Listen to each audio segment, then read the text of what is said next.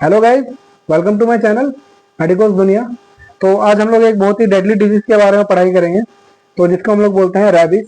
तो रैबिस में हम लोग जाने कि रैबिस होता क्या है, रैबिस होता कैसे है, रैबिस के सिम्टम्स क्या होते हैं, रैबिस से कैसे प्रिवेंशन किया जा सकता है और रैबिस का ट्रीटमेंट क्या होता है। तो चलिए शुरू करते हैं। तो रैबिस, जैसे हम लोग जानते हैं कि रैबिस होता है कुत्ते के काटने से। तो रैबिस सिर्फ कुत्ते के काटने से नहीं होता है, रैबिस हर उस एनिमल के काटने से होता है जिनके सलाइवा में रैबिस वायरस होता है। तो रैबिस वायरस होता क्या है, रैबिस वायरस एक तरह का लीजा वायरस की फैमिली से ड्राइव होता है। तो ये एक वायरस होता है जो कुत्ते का सलाइवा में रहता है। तो हम लोग जाने हैं कि रैबिस होता कैसे है।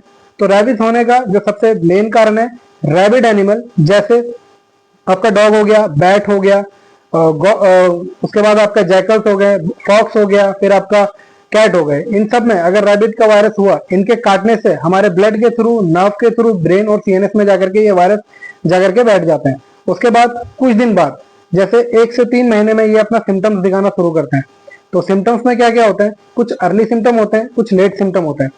अर्ली सिम्टम्स में क्या क्या होता है, जैसे हम लोग देखते हैं कि उसको फीवर आना शुरू होता है पेशेंट को, फिर पेशेंट को फीवर के साथ साथ वीकनेस रहती है, फिर हाथों में टिंगलिंग सेंसेशन यानी प्रिकिंग सेंसेशन भी रहती है, या फिर बॉडी वीकनेस हो जाएगा, फिर धीरे धीरे बॉडी नीचे की तरफ से वीक होना शुरू होता है।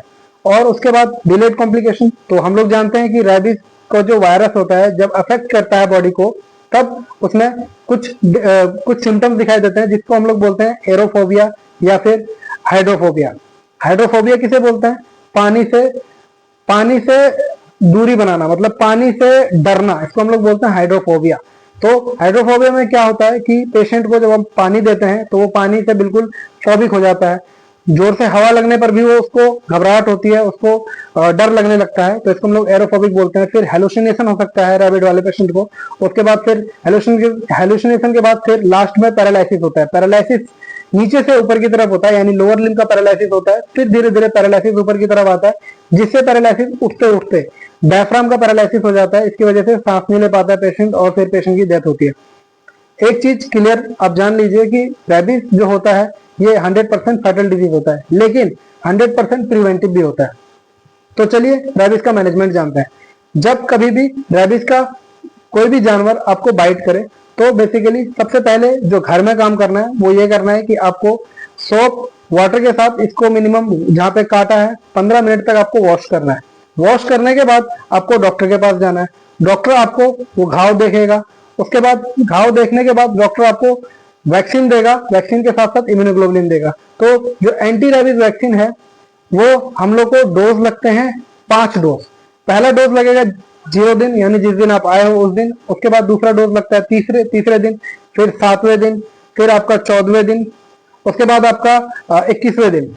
बूस्टर डोज हम लोग 29 दिन में लगाते हैं। तो ये रैबिस का वैक्सीनेशन का डोज था। इसमें दिया कहाँ जाता है, ये हम लोग डेल्टॉइड मसल्स में देते हैं, यानी इंट्रामस्कुलर या फिर इंट्राडर्मल भी दिया जाता है। अब हम लोग बताते हैं जिनको सीवियर इंजुरी हो, यानी डीप पेनिट्रेशन हो, या फिर ज्यादा, या फिर आपके स्कल के पास यानी ब्रेन के पास वाले एरिया में अगर डॉग ने बाइट किया हो, तब हम लोग उस पेशेंट को हम लोग इम्यूनोग्लोबुलिन भी दिया जाता है। जैसे बच्चों को अगर कुत्ते काटते हैं तो उनको प्रॉक्सिमल एरिया में ही काटते हैं कुत्ते, तो इस केसेस में हम लोग घाव के चारों तरफ हम लोग रैबिस का इम्यूनोग्लोबुलिन दिया जाता है, एंटी रैबिस इम्यूनोग्लोबुलिन भी दिया जाता है। इम्यूनोग्लोबुलिन से क्या होता है कि वो जो रैबिस का वायरस होता है वो पैसिफिकली किल किया जाता है।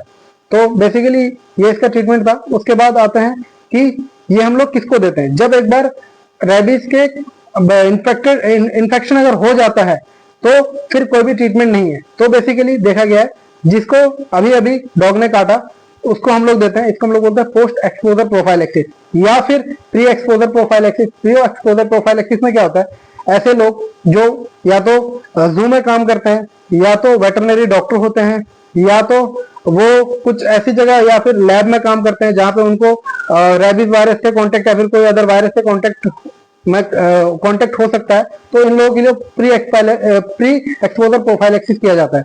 तो आज के बारे में इतना ही था। आशा करता हूं आप लोगों को वीडियो समझ में आई होगी, और कोई भी आपको इंक्वायरी हो तो प्लीज कमेंट बॉक्स में ड्रॉप कर दीजिए, मैं देख लूंगा। और आपको मेरी वीडियो पसंद आई हो तो please like, subscribe and share कीजिए। Thank you so much.